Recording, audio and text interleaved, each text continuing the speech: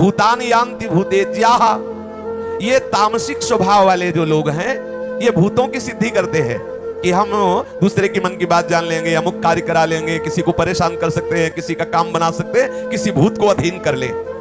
ये नियमों का धारण करते हैं, कठोर कठोर व्रत करते हैं। ऐसा खिलवाड़ थोड़ी किसी भूत को अधीन करना, बड़े बड़े नियमों को धारण करते हैं। और गधे की पूंछ के बाल उसका धागा बना के, ऊंट के दांत की मणियां पिरो के इस स्मशान में जाकर मुर्दे पे बैठ के मंत्रों को सिद्ध करते, तब भूत उनके अधीन होता है। अच्छा, गधे की पूंछ के बाल और कोई करना नहीं हाँ, इससे कुछ नहीं होला और परेशानी होली। बोले बाबा ने बता तो दिया, गधे के पूंछ के बाल का धागा और ऊंट के दांतों की मणियां पिरोकर रात्रि में स्मशान में जाकर मुर्दे पे बैठ के मंत्र का जपना, उससे प्रेत सिद्ध होता है। मांस मदिरा आदि अपवित्र चीजें भूतों के पूजन में आती हैं। अधिक से अधिक क्या होगा, छोटी मोटी जानकारियां भूत देते हैं, छोटी मोटी कामनाओं की सिद्धि होती। लोगों को तुम चमत्कार दिखा सकते हो, उनको तो पता है नहीं, और भूत सब काम कर रहा है, आपको लगेगा कि बहुत सिद्ध है। मरने के बाद उसे भूत बनना पड़ता है। जो भूत की उपासना करता है उसे मरने के बाद भूत बनना पड़ता है। इसलिए यहां कहा गया कि भूतों का पूजन करने वाले भूत को प्राप्त होते हैं, प्रेतों का पूजन करने वाले प्रेतों को प्राप्त होते हैं। और जो अनन्य भाव से किसी भी भावना से सही मेरा भजन करते हैं, वो मेरे को प्राप्त होते हैं। किसी भी देवता मनुष्य पशु पक्षी में भगवत भावना करके आराधना करने से वो भगवान के चरणारविंद की भक्ति की तरफ बढ़ा देगा। अगर भूत प्रेत पिशाच ये अशुद्ध योनियां हैं, इनकी सामग्री अशुद्ध होती है, यदि इनकी तुम आराधना करोगे तो निश्चित है तुम्हारा पतन हो जाएगा, तुम्हें भूत ही बनना पड़ेगा।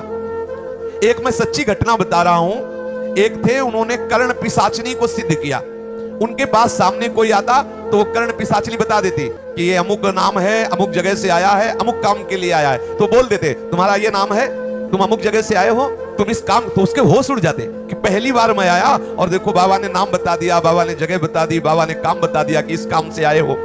बिना पूछे बता, लाखों की भीड़ उनसे जुड़ने लगी, क्योंकि सबको लगता कि भजन से सिद्ध हुए हैं और उनको एक पिशाचनी सिद्ध थी। अब वो विद्या का चमत्कार दिखाते, लोग प्रभावित होते, संपत्ति आने लगी।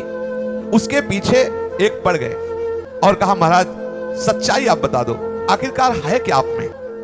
क्योंकि आपकी रहने से ऐसा नहीं लगता कि आप वैष्णव हैं, आप भजन करते हैं, भगवान को रिझाते, ऐसा नहीं लगता।